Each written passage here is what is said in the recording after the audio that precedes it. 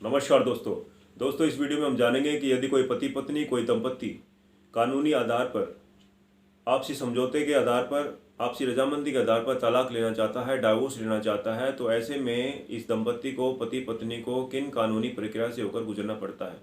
आइए दोस्तों पहले हम जान लेते हैं कि ऐसे दंपति के पास किन बेसिक डॉक्यूमेंट्स का, किन कागजात का होना अति आवश्यक है। दोस्तों शादी के प्रूफ के तौर पर ऐसे दंपति के पास शादी की कुछ तस्वीरें, फोटोज होना आवश्यक है। उनके पास उनका एड्रेस प्रूफ होना चाहिए, उनके माता पिता की जानकारी, उनके संपत्ति का ब्यौरा, उनकी व्यवसाय की जानकारी जिसमें कि उनका सैलरी स्लिप, उनका नियुक्ति पत्र या इनकम टैक्स रिटर्न हो सकता है।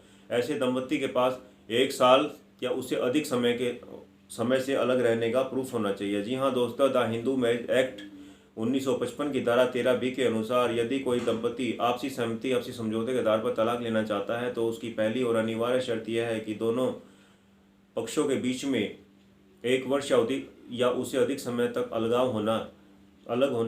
रहना अनिवार्य है।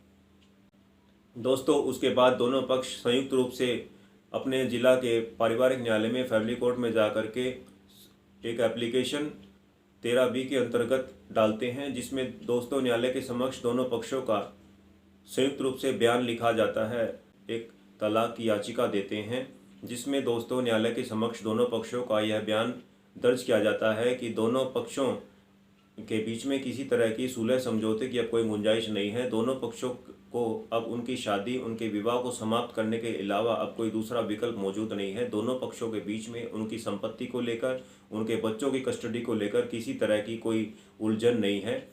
ऐसे में दोस्तों न्यायालय के समक्ष दोनों पक्षों का, उनके बयान हो जाने के बाद दोनों पक्षों के हस्ताक्षर करवाए जाते हैं। इसके बाद दोस्तों न्यायालय दोबारा ऐसे दंपति को 6 महीने का समय दे दिया जाता है। दोस्तों 6 महीने का समय ऐसे दंपति को आत्ममंथन के लिए, दोबारा अपने निर्णय पर सोच विचार करने के लिए, दोबारा अपने निर्णय पर जाता है। तो दोस्तों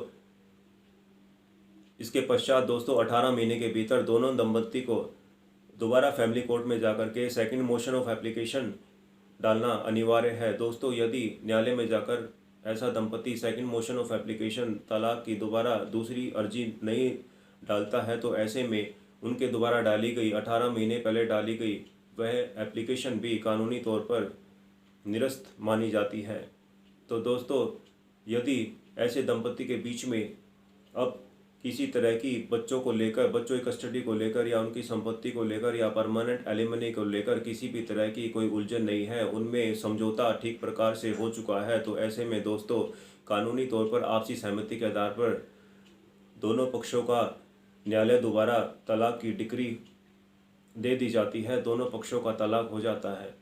तो दोस्तों कानून की जानकारी से भरपूर ऐसे ही और वीडियोस पाने के लिए आपसे मेरा अनुरोध है कि आप मेरे चैनल कानून टुडे को ज़्यादा से ज़्यादा शेयर कीजिए, लाइक कीजिए, सब्सक्राइब कीजिए। धन्यवाद।